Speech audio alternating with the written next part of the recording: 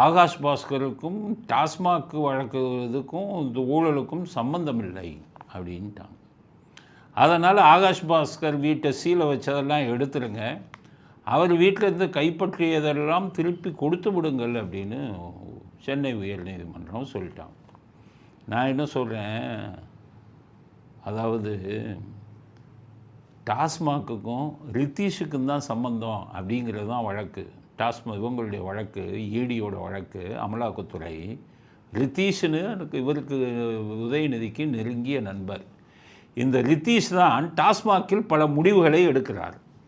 அதாவது எந்த கம்பெனிலேருந்து ஆர்டர் வாங்கணும் அப்படிங்கிறத உதயநிதி ரித்தீஷ்கிட்ட சொல்லி, ரித்தீஷ் இந்த விசாகன் டாஸ்மாக் எம்டி இவங்களுக்கெல்லாம் சொல்லி அவங்க வாங்குகிறாங்க.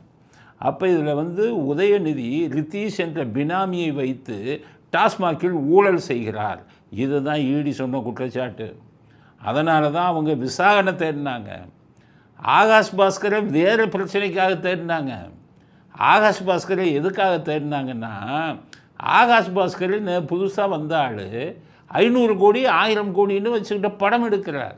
500 கோடிக்கு திரைப்படத்தில் முதலீடு செய்திருக்கிறார். இது சட்டவிரோத பணம் பரிமாற்றம். இதுக்கு தான் ஈடி வந்தாங்க. என்ன சொன்னாங்கன்னா, என்ன இவ்வளவு பணம் இருக்க அப்படின்னு அவங்க வீடை போய் ரைடு அடித்தாங்க, வீடை சீல் வச்சாங்க. அப்போ ஈடியில் இருக்கிறவங்க ஒழுங்காக வாதாட வேணாமா? ஹைகோர்ட்டில் நீங்கள் சொல்ல வேணாமா? ஆகாஷ் பாஸ்கருக்கும் டாஸ்மாக் ஊழலுக்கும் சம்பந்தம்னு நாங்கள் சொல்லலை. அவர் 500 கோடி 1000 கோடி வச்சு சட்டவிரோதமாக பணப்பரிமாற்றம் நடந்திருக்கு, அதை கண்டுபிடிக்கத்தான் வந்தோன்னு ஏன் வாதாடல ஈடி? அப்போ ஈடியும் நீங்கள் விட்டு கொடுக்குறீங்களா இவங்கெல்லாம் காப்பாற்றுறதுக்கு?